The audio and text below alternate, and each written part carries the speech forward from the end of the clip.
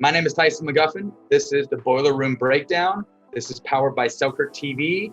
We are going to be breaking down match highlights, top 10 plays, and having some fun with you guys. We're going to start out with a match from the Texas Open. We have a bronze medal match. We have AJ Koller and Thomas Wilson nearest here. And then in the far side, we have Riley Newman and myself, Tyson McGuffin.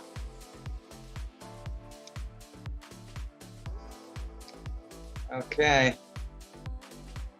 We see something marinating here. See some grown-up dinking.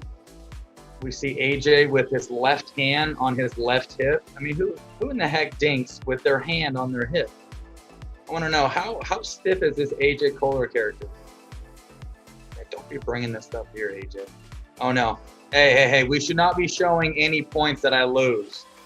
Okay, so we're gonna rewind at this point over here. So I hit the return to Thomas. Thomas is dropping the third, pops it up high. Rye hits a fourth, tries to push him back. AJ uses a nice little drop that he likes dropping to. He likes dropping kind of up the line in front of him. And then as we see here, there's not too many players on tour that use that non-dominant hand. I don't know if you would call it a stabilizer on the leg, but it looks like he's kind of using it as a stabilizer on his left leg. I don't know if it helps for balance. I will have to ask AJ that question. But so we get a backhand dink rally going here. Looks like an AJ slice to Riley's topspin, moving the ball around. Okay.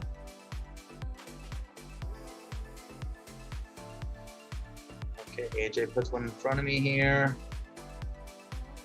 I think this is when I pop a little ball up. I take a step back to counter. Obviously, with me popping a ball up, makes sense to kind of give myself some time there.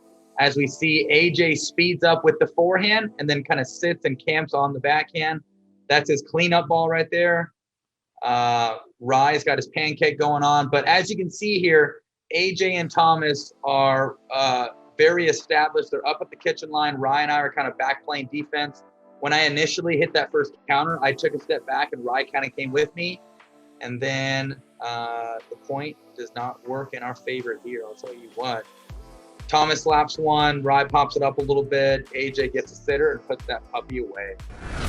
Got me hitting the third, sneaking in. Rye's using that presence, trying to cheat over a little bit, getting their vision, get them looking at things they don't have control of. Okay, I did a much better job this match of moving the ball around. No, AJ, you were not going to lob me again. I've been lobbed enough by you, okay? Don't you dare think about lobbing me again. And don't bring that stuff here, brother. Oh, no. Oh, my gosh. Another point that we lost? Okay, let's see here. So something that Ryan and I obviously like doing, I would say Riley is probably one of the best in the business at this. He likes to disconnect, use his big presence. Get his opponent looking at things they don't have control of, or get his opponent looking at big picture. I talk a lot about small picture and big picture. I would say 80% of this game is looking at small picture and recognizing what you have control of, which is yourself, and looking at the ball, or applying your eyes into contact. And then 20% of this game is glancing at big picture, recognizing where your opponents are, strengths and weaknesses, general tactics, but at the end of the day, you got to focus on yourself. All right, so I hit the drop here. We see Rye sneaking in, looking to use that clubby pancake forehand to his. Okay, Thomas avoids it. Okay, then we got ourselves a dink battle going here. Dink back behind AJ. AJ lobs, in which he is known to do. The guy lobs like a machine out of the air. Okay, Rye's got to put this thing away. I mean, get more on that overhead. Okay, I mean, my gosh, we're making their defense look way too stinking good here. Just kidding. Okay, so AJ floats another one, and I think this is a good little tip here for the viewers. Okay, hang on. So AJ, obviously, he's right there. So AJ, obviously, ball gets popped up. Rye pops an overhead at AJ. Makes sense. AJ, has less time. He's kind of in a vulnerable spot, even though, he probably plays better defense than Thomas. But AJ makes a great move here. So AJ is in a tough spot. Look what he does. He lobs again, buys himself more time, gets back to square one, and time real quick. And so something that I like to do as you're playing defense, as you're throwing those lobs up, if they pop an overhead back and it's got some pace, there's no need to want to dump it back and try to hit it perfectly and then close your position off of that. It honestly makes sense to want to drive and take a look at our court coverage. AJ obviously sees that we're back, kind of back in the transition zone. He drives, but I like that he drives because the overhead had some pace on it.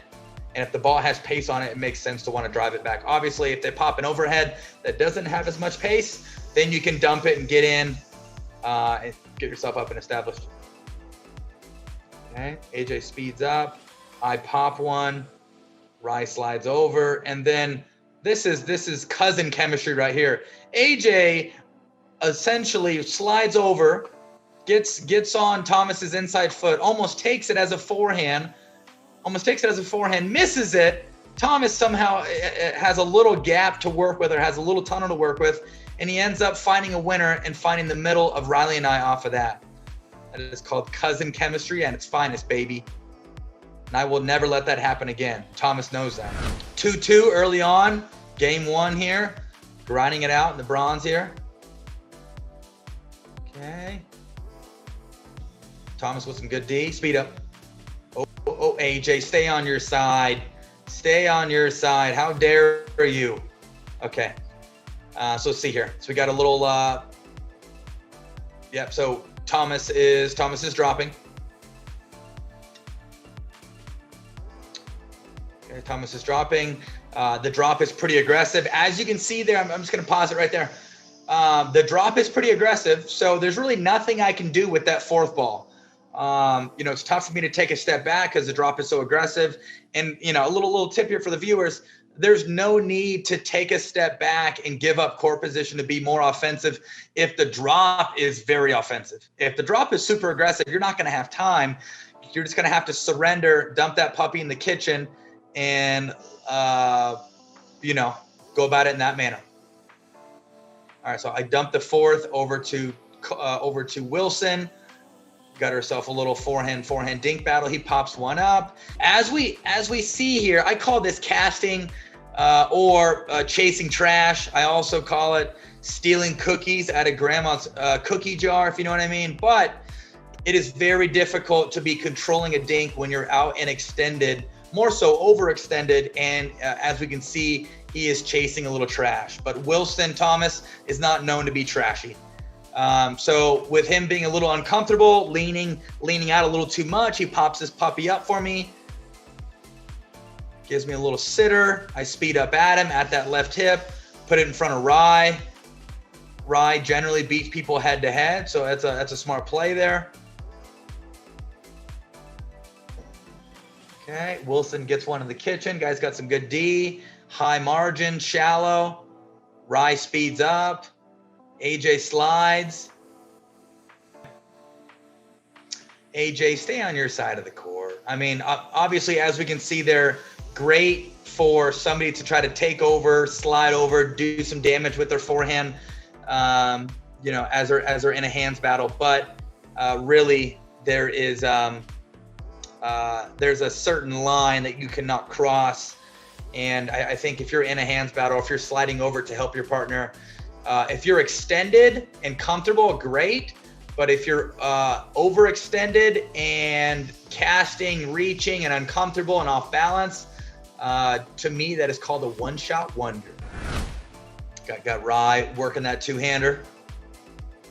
Okay, I did a much better job of moving the ball around here. Dink back behind Koller, keep it cross. Yep, speed up. Look at AJ, the most casual block in pickleball. Let's go to the very beginning of the point. This is a interesting point, and this is a pattern that Riley likes to use. And actually, there's been a lot more speeding up the line. It seems like Pro players are starting to really recognize that the re-counter comes right back to where the initiation started. Okay, so serve to Koller.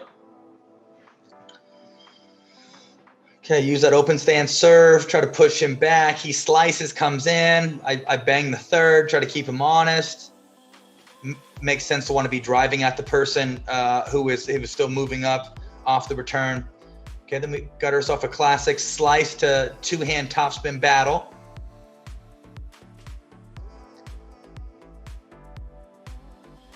Okay, AJ puts one on my inside foot.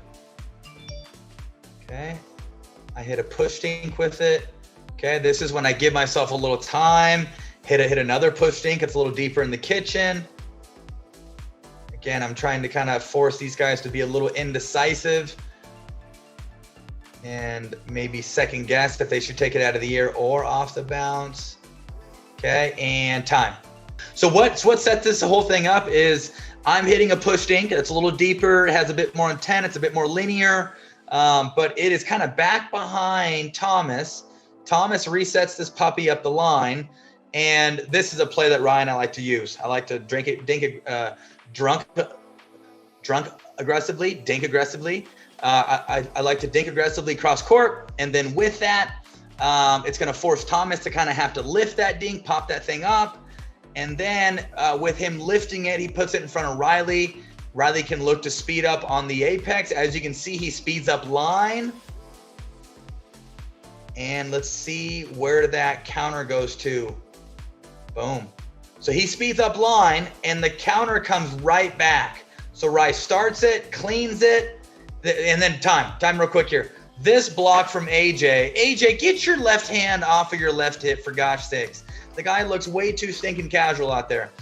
And I say that with love, Mr. Koller. Anyhow, this block right here is on a dime. I've seen AJ do this way too often. He's in a good athletic stance there, or I don't know if you call it athletic. I would more so call it a stiff stance. Stiff hockey stance. But with that being said, he hits a perfect block. Rye goes inside out with the dink. Floats it a little bit. And then the put away. Turn, try to drive the third. Sneak in, sneak in, sneak in. Koller, don't be trying to Ernie me, brother. Okay, got herself a doozy here. Okay. So defense at its finest right there, baby. Defense is good offense, and there's nothing more deflating for your opponents if you can win some long scramble points as they're popping overheads at the kitchen line. You're back at the baseline playing good defense. There is nothing more frustrating or nothing more deflating than to be popping overhead or in a very good offensive position with their opponents being back at the baseline playing defense. And if the defensive team can eventually dump one in the kitchen and get up and established, it feels like a dagger to the back. I kid you not. All right, so I'm trying to serve out wide here, trying to get this thing deep and looking to drive Thomas as he's coming in. Thomas leaves a shorter return. There's an opening there, drive.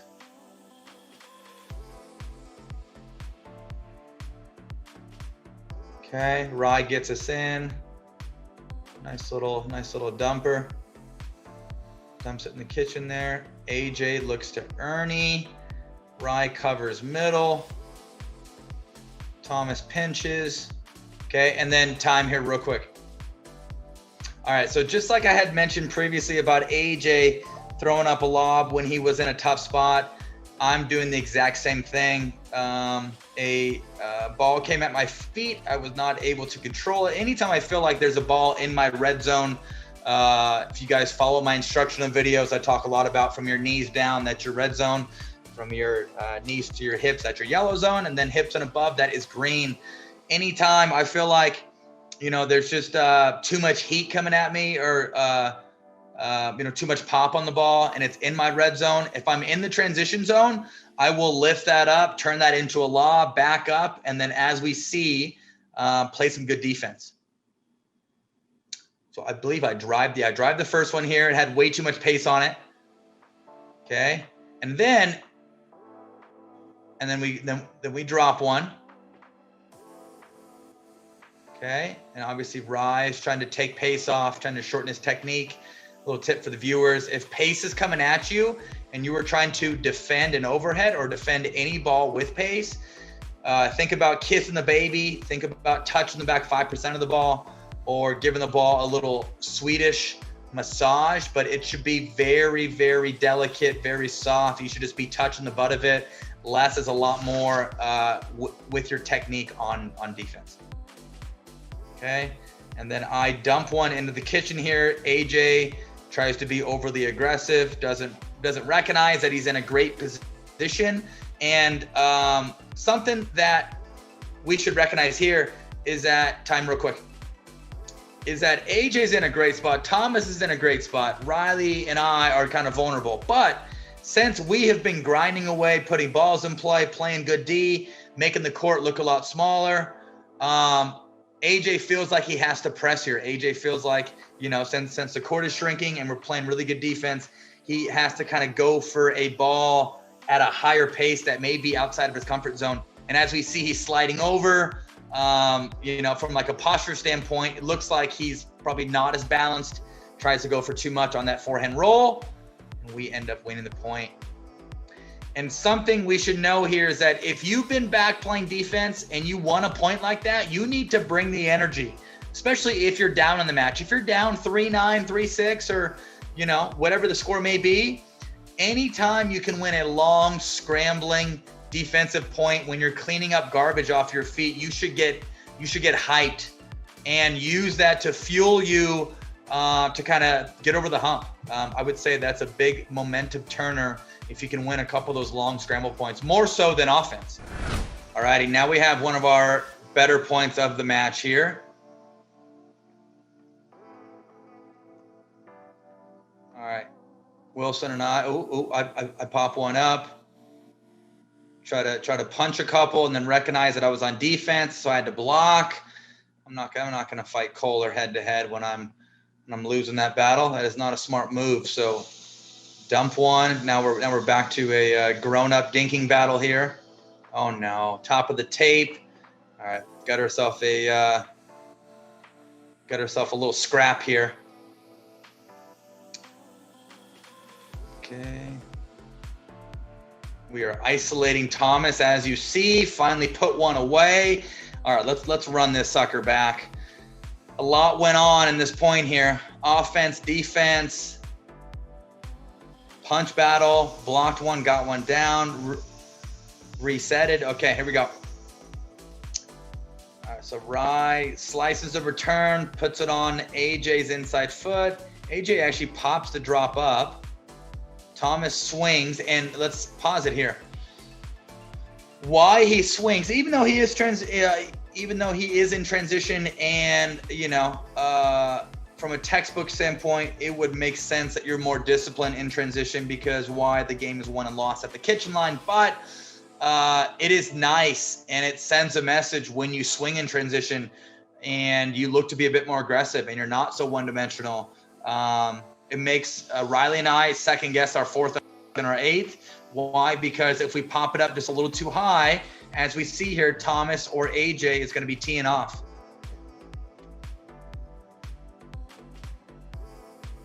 Okay, AJ hits a top spin block into the kitchen. Not an easy shot to do. Okay, and then we're back dinking. I pop one up, punch again, block, get my butt in. Why? Because I was losing the battle and my court positioning. I need to stick my butt on the kitchen line and not leave. Why? It's because the hands are too good now. If you're giving up court position just with the hands ability being that much better, it's kind of a losing battle. So as you saw there, I dump one in the kitchen, and then now we are back into a dinking battle.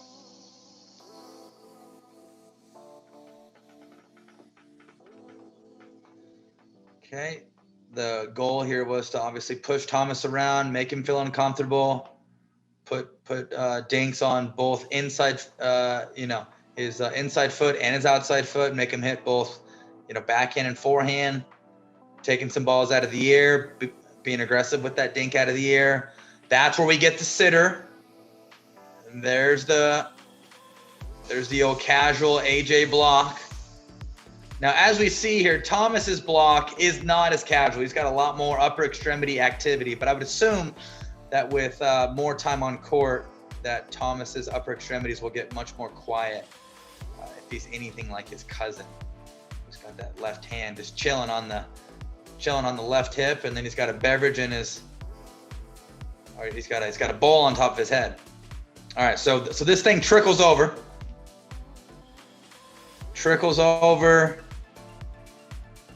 Okay, then we're back to the Thomas and Tyson forehand dink battle.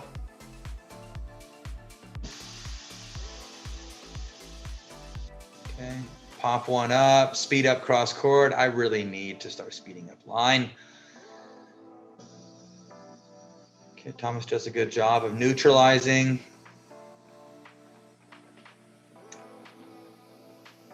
Okay, I move him around a bit more, get him casting.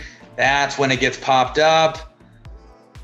There's our little sitter. Put it in front of my man Rye, who could use that pancake, and good night. That's called Cleanup City, McGuffin.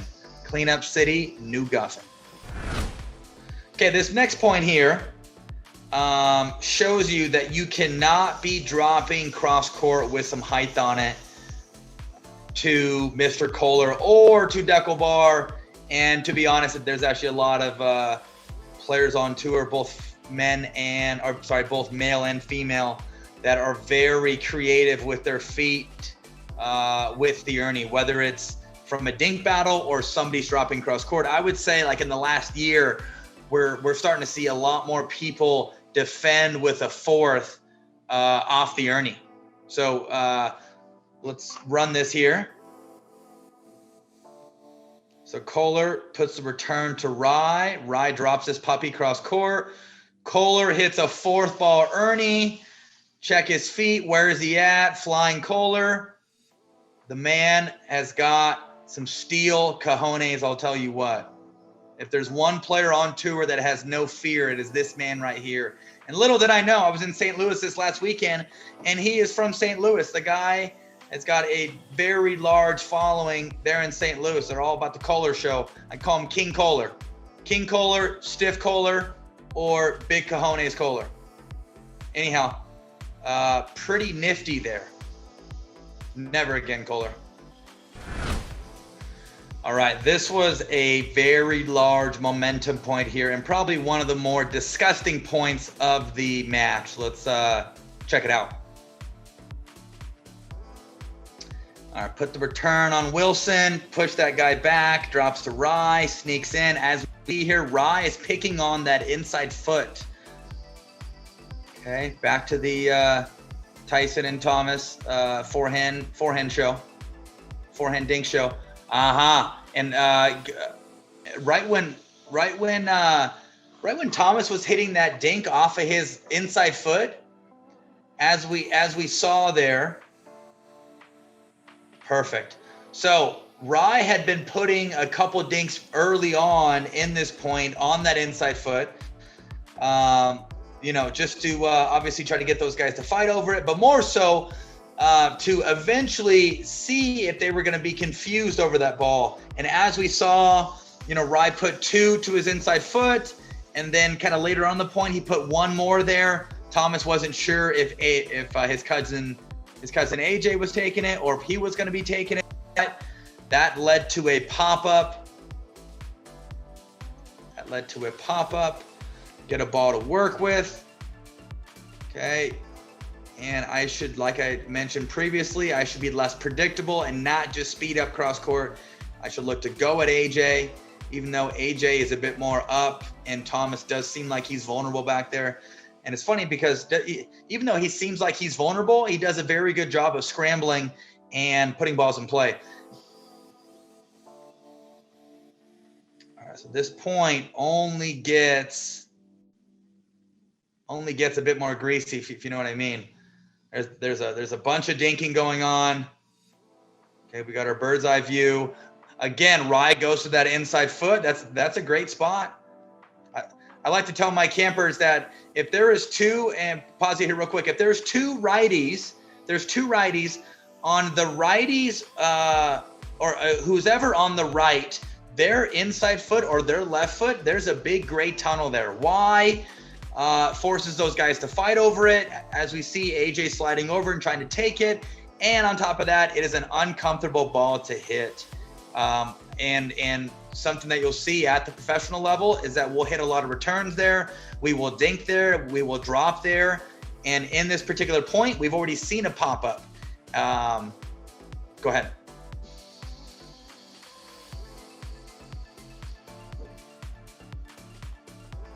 Okay, back into a dink battle. You see Thomas is picking on my left foot there, but I'm letting him know that I can do plenty of damage off my left foot, and I'm very efficient. I'm not going to pop that inside foot dink up.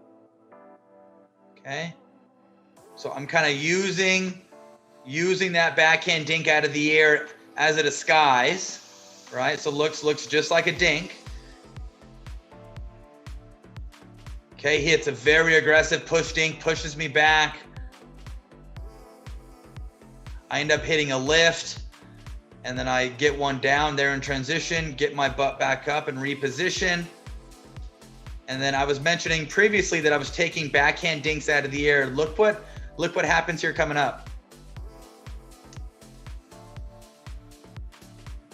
Okay, reposition, reestablish. There's one that I can work with. Time real quick. So I had already hit probably 4 to 5 dinks off of my inside foot out of the air that looked, I had already hit 4 to 5 dinks off of my inside foot out of the air. And then this last one looked just like a dink, and I'm using my power paddle. And one thing that I like about using the power paddle is that your speed up looks very similar to your dink. Why? It's because I really don't have to roll it over. I don't have to do a lot with it. I can just poke it. And then as we see here, I ended up poking it at Thomas. He pops it up. I get one more down. We push them back. They pop one up, and then Rye's got his sitter. Put that puppy away, lights out, game over. And I believe that was a side out, and that kind of got us rolling. Got us rolling at least, late in game 2, just to kind of get over that little hump, or, to add some more points on the board. All right, guys, thanks for watching. My name is Tyson McGuffin. This is the Boiler Room Breakdown. We're going to be pumping these things out about every week. I want to say thank you to Selkirk TV, and thank you to my man Coop for helping me out. Appreciate you guys. But if you guys like this content, if you thought it was very insightful, educational, with a touch of humor, be sure to tune in and subscribe to my YouTube channel. It's called the McGuffin Pickleball Club. We have my podcast called The McGuffin Show. We have instructional videos, and then we have this extra arm that we just added and that you just tuned into. And appreciate you guys. Be sure to like, subscribe, and turn those notifications on to the McGuffin Pickleball Club, and have yourself a great day.